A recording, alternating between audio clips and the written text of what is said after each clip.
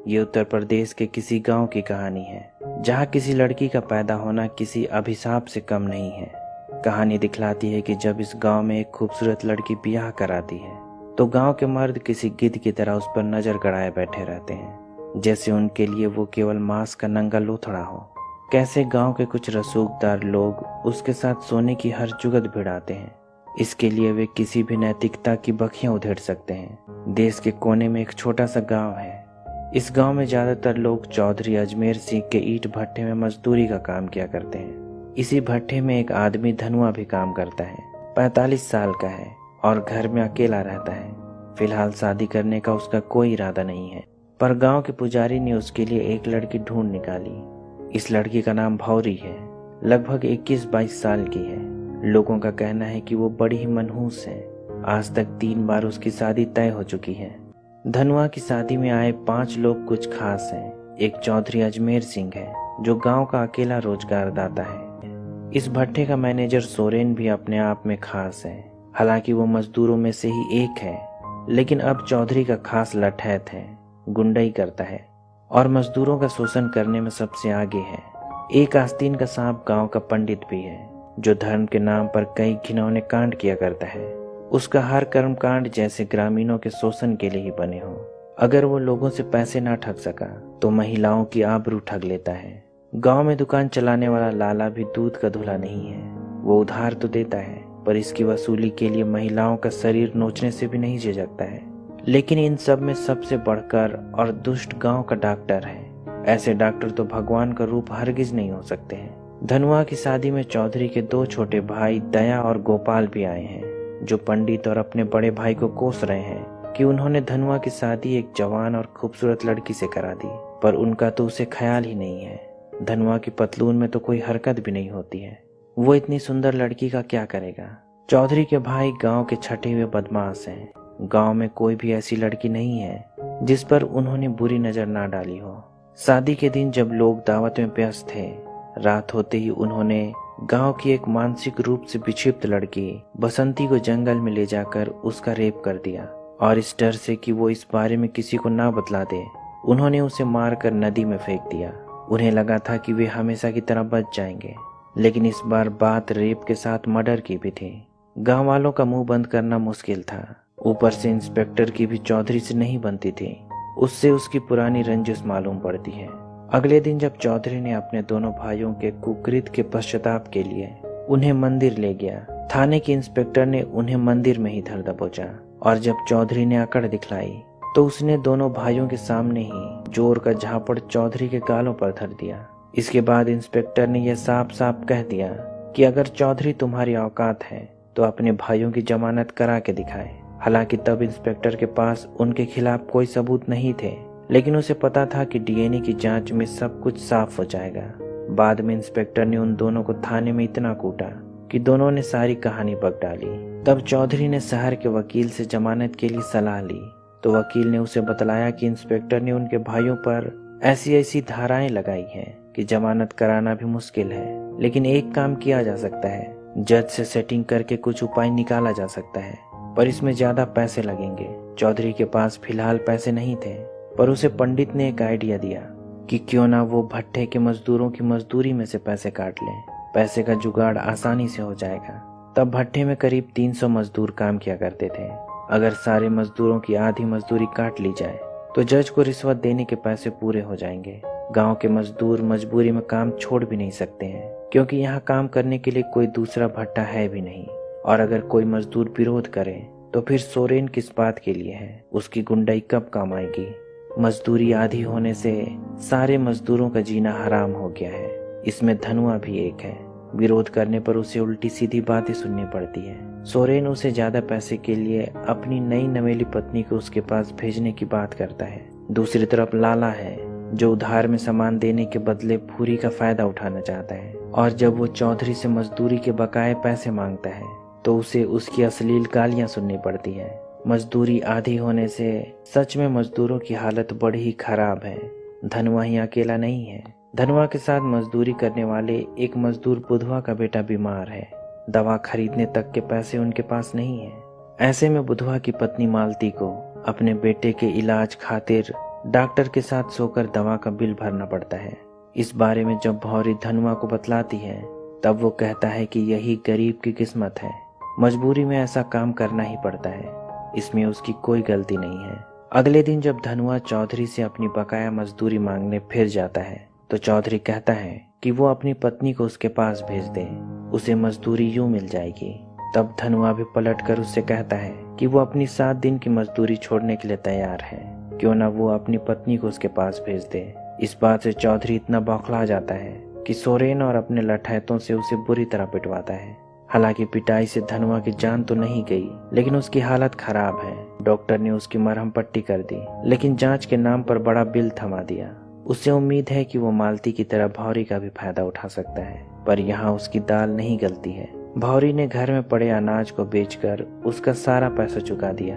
लोग कहते हैं कि भौरी मनहूस है, इसलिए धनुआ की यह हालत हुई है। कोई भी जो उससे रिश्ता रखता है उस पर अकाल मृत्यु के बादल मंडराने लगते हैं। भौरी को भी ये बात अब सच लगने लगी है, इसलिए वो एक दिन मंदिर जाती है ताकि पंडित से इसका कोई उपाय पूछ सके। तब पंडित उसे एक विधि बतलाता है जिसे पूरा करने के लिए उसे अकेले रात को मंदिर आना होगा। तपस्या कठिन है, वो पहले जान ले। उसे केवल एक वस्त्र पहनकर उसके पास आना होगा। जब भूरी इस विधि के बारे में अपने पति धनुआ को बतलाती है तब वो कहता है कि बीमारी अगर पूजा करने से ठीक हो जाती तो डॉक्टर के बजाय पुजारी इलाज किया करते। वो जानता है कि पुजारी के मन में क्या चल रहा है, इसलिए कहता है कि वो अपने आप ठीक हो जाएगा, उसे किसी ढकोसले में पड़ने की जरूरत नहीं है। उस रात पुजारी काफी देर तक भौरी का इंतजार करता है, पर वो मंदिर नहीं आती है। इस बात पर लाला पंडित का बड़ा मजाक बनाता है, पर सोरेन कहता है कि उसने धनुआ को काम से इसलिए निकाला था कि वो मजबूर होकर अपनी पत्नी को उसके पास भेज दे। लेकिन लाला, तुमने उसका अनाज खरीद कर उसे पैसे दे दिए, उसने डॉक्टर का बिल भी भर दिया और पुजारी के पास भी नहीं आया। सारे किए किराए पर उसने पानी फेर दिया है। पर लाला कहता है कि गलती उसकी नहीं है, गलती डॉक्टर की है। अगर वो धनुआ का इलाज करने के बजाय उसे कोई ऐसी दवा दे देता जिससे कि उसकी मौत हो जाती तो वे आज भौरी के साथ मौज कर रहे होते। तब डॉक्टर कहता है कि उसके पास एक उपाय है, बस देखते जाओ वो क्या करता है। अगले दिन डॉक्टर चौधरी की मदद से पंचायत बुलाता है और पूरे गांव के सामने ये घोषणा करता है कि गांव में एक आफत आने वाली है, एक महामारी फैलने वाली है। उसके हाथ में एक मेडिकल रिपोर्ट है। डॉक्टर कहता है कि यह मेडिकल रिपोर्ट धनुआ की है, उसे एड्स नाम की बीमारी है। गांव वालों को कुछ समझ में नहीं आ रहा है कि ये कौन सी बीमारी है, पर सुनने में खतरनाक मालूम पड़ती है। उन्हें कोई आइडिया नहीं है कि ये कैसे फैलती है और इसका कारण क्या है। हालांकि ये रिपोर्ट कितनी सच है ये डॉक्टर ही जानता है। डॉक्टर और चौधरी कहते हैं कि धनुआ को गांव से बाहर निकालना होगा, नहीं तो संक्रमण से सभी मारे जाएंगे, पूरा गांव शमशान बन जाएगा। ये गांव अनपढ़ और जाहिलों से भरा है। गांव के सभी लोग धनुआ से नाता तोड़ देते हैं और उसे आउटकास्ट कर दिया जाता है। बेचारे धनुआ को गांव के बाहर एक झोपड़ी बनाकर रहना पड़ता है। धनुआ ने अपने साथ भौरी तक को नहीं रखा, उसने उसे भी खुद से दूर कर दिया, कहीं ये बीमारी उसे भी ना लांग जाए। वैसे भी उसे तेज खांसी है। गांव के बाहर रहते हुए धनुआ कोई काम भी नहीं कर सकता है, पर जिंदा रहने के लिए खाना तो पड़ेगा ही, इसलिए अब ईंट भट्टे में भौरी को काम करना पड़ता है। लेकिन यहाँ उसके शरीर पर गिद्ध की तरह हौसियों की नजर गड़ी हुई है, बदन का एक हिस्सा भी किसी तरह दिख जाए।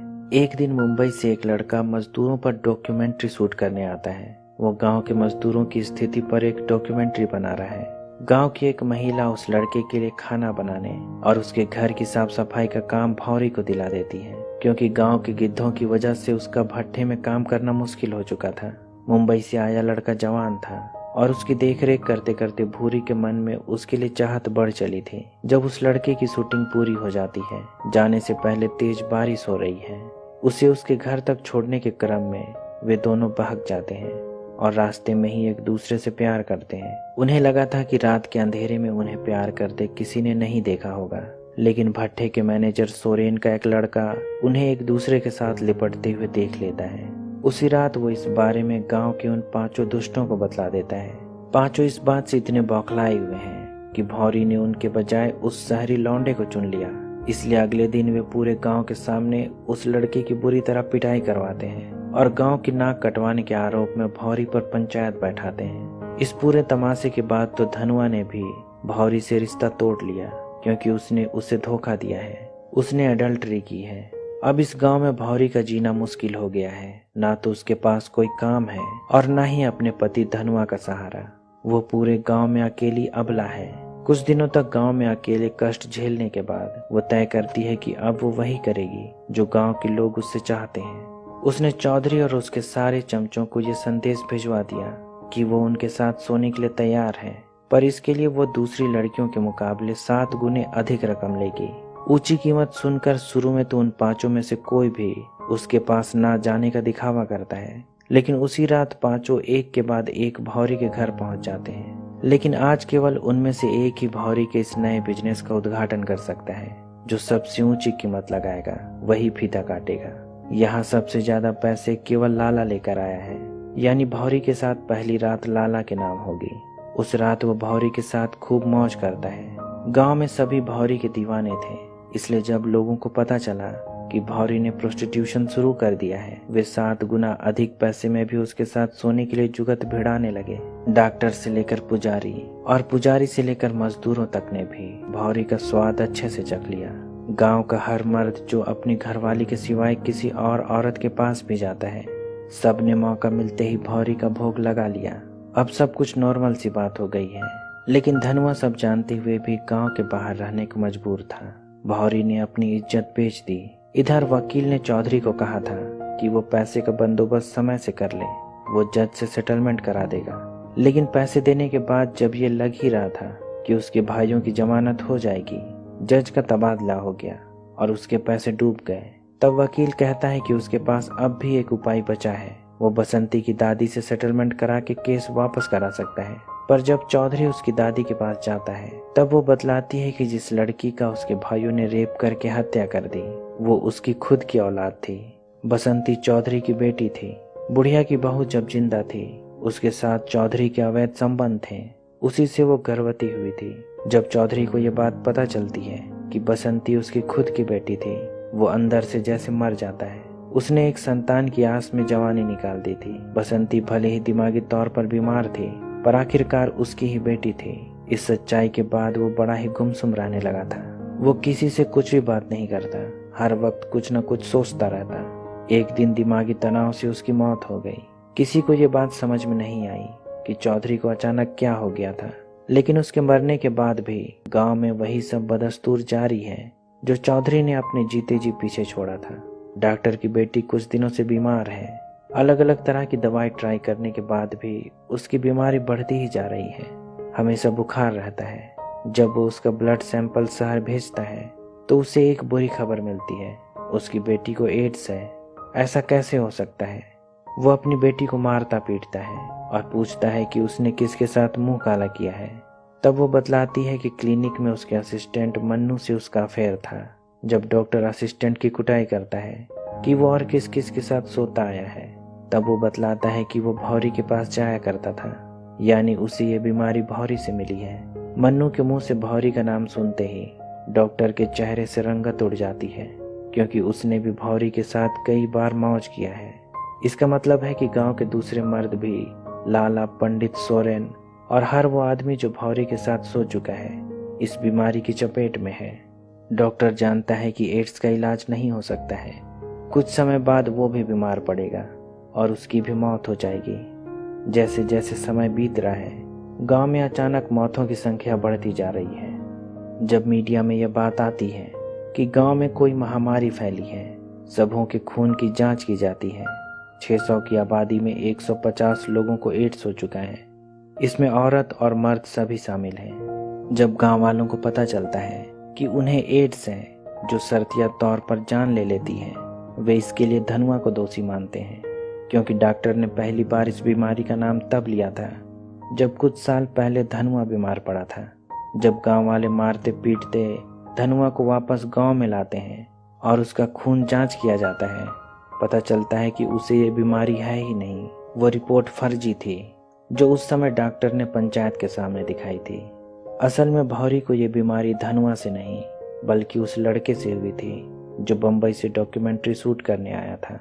इसके बाद भौरी से पूरे गांव में फैल गई। जब गांव में पता चलता है कि डॉक्टर ने पंचायत में झूठ कहा था कि धनुआ को एड्स है, गांव वालों का गुस्सा डॉक्टर और उसके दोस्तों पर टूट पड़ता है, जो तब गांव वालों को बहका रहे थे। तब पूरा गांव उन पर भेड़ियों की तरह टूट पड़ता है। आज वे लकड़बग्घों का शिकार कर रहे हैं।